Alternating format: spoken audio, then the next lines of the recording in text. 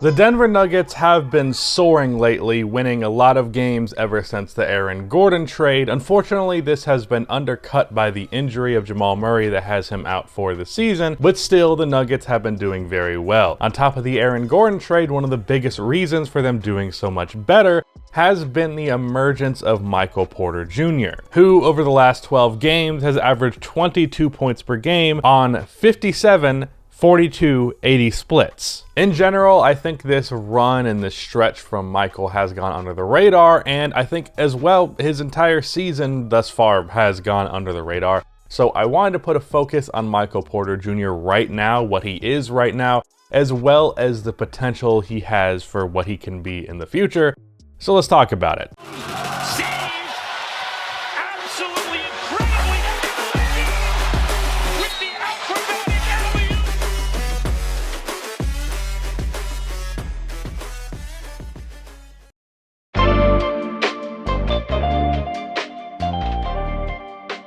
Before I continue on with this video, about half of the people that watch these videos are not subscribed, so if you fall into that 50%, then subscribe. Also drop a like on this video, it only takes 1 second and it makes a massive difference. So one of the biggest reasons for this stretch with Michael has been that he has become the clear-cut number 3 guy in Denver's offense, after that not really being the case for the start of the year. I've complained in the past about Michael essentially getting the same amount of shots of the likes of Will Barton, barely getting more shots than like Monte Morris, when Michael should clearly be getting like 15 shots a game.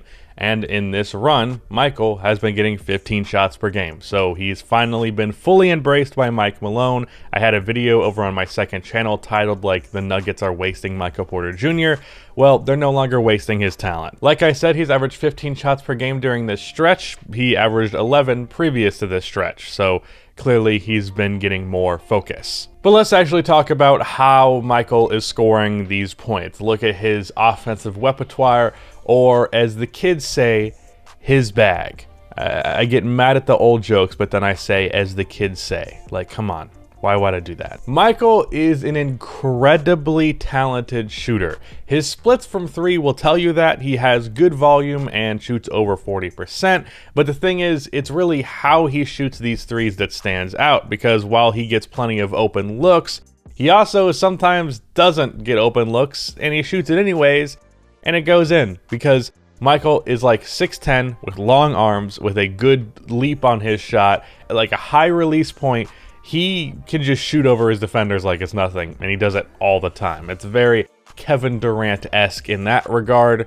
It's hilarious how often you'll see Michael get caught in the corner with the ball and he's like, fuck it, I'm going to shoot the 3, and it goes in, because he's that level of shooter. He is also a good mid-range shooter percentage-wise, though he does not have a very high volume of these. Usually Porter gets these off of like short screens, and it's usually coming from broken plays. Half of the time he'll get an offensive rebound, chase it down, and then shoot it from around the mid-range area or a very short jumper. He gets these shots, but he does not do a high volume of them. I do think there's potential to expand on that, but right now Michael is not shooting them that frequently, though he does show good ability to create the space for him, and he shoots a high percentage on them so far. But on top of being a very good three-point shooter, he is a stupidly good finisher at the basket. 81% from 0 to 3 feet right now, with about a quarter of his shots coming from that range. That's a wild statistic. His volume at the basket could be higher, but he is still one of the best finishers in the NBA when you're shooting 81% from 0 to 3 feet. And overall, because of this, as well as his low volume on mid-range attempts, he shoots on average around 63% from 2, which is among the league's best and the best in the league for a non-big. What's crazy about this, though, is that Michael is doing this, averaging 22 plus points per game, averaging 18 for the season, while creating almost none of his own offense off of the dribble. Michael does a little of this on his own. Almost all of his scoring comes within the flow of the offense. 70% of his two-pointers are assisted, and 90+% of his three-pointers are assisted. He has averaged over 20 points per game with nearly 80% of his shots being created for him. Although I should say, really it's just assisted to him because Michael is creating these attempts by being one of the most talented off-ball scorers in the league already at such a young age. Michael is an incredible cutter. He is of course tall, athletic, and long, so the target area for throwing a pass to him is rather large, but then he also just knows when to cut at the right time. Paired that with Nikola Jokic, and it's a thing of beauty. On top of that, he's constantly running off ball to get open for three, even mid-range shots from time to time. He is just an all-around perfect package as an off-ball creator because he can both shoot the ball at an elite level and cut to the basket at an elite level. Being this talented off the ball at this young of an age is extraordinarily rare. I have preached multiple times on this channel that off-ball movement is one of the most underrated aspects of basketball, and if you have that really good off-ball foundation, you can be a ridiculously good scorer. Then when you add on to it that Michael is playing with one of the greatest playmakers of all time next to him, it's a match made in heaven. I've said this multiple times over on my second channel. Michael Porter Jr. and Nikola Jokic offensively really could not be more perfect together. Where I do get a little bit concerned about Porter's offense though is while it is fantastic that he is such a great off-the-ball creator, I am concerned a little bit that he's not going to be the best on-the-ball creator, and that's going to prevent him from being the scoring champion level scorer that I think he can be. His biggest issue is that his ball handling is rather weak. It might not aesthetically seem that bad when you watch him dribble, but really he's not that confident in it. He has a tendency to do very wide crossovers and things that are very easily stolen. He doesn't have a very strong handle, and that's the biggest issue with his game offensively right now. I will say though, his mid-range shots look good when he takes them off of the pull-up. Even the three-point shots off of the pull-up look good. I think he can be a very good pull-up shooter. It's just a matter of his actual handle allowing him to get to the spaces for these pull-ups and allowing him to get the basket off of the dribble. I don't know if that's going to happen. Also, Porter could potentially add a post game that he hasn't really done thus far.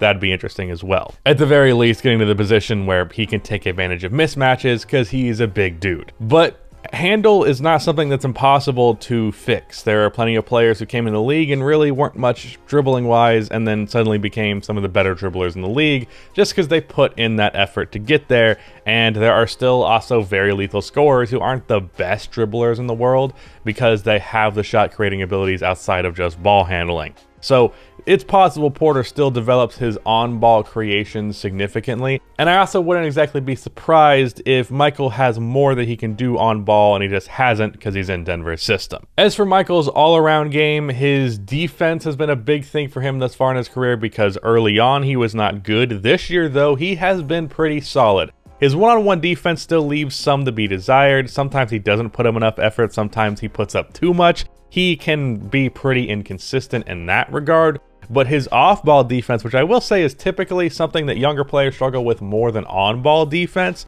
has been pretty good. Now, there's still lapses from time to time because he's not very good at reading things and like predicting stuff as much as you would like off the ball, but because of his athleticism, his size, his length, he is pretty good coming to help on the weak side and blocking shots on occasion. He's definitely a guy that can create defensive highlights from time to time.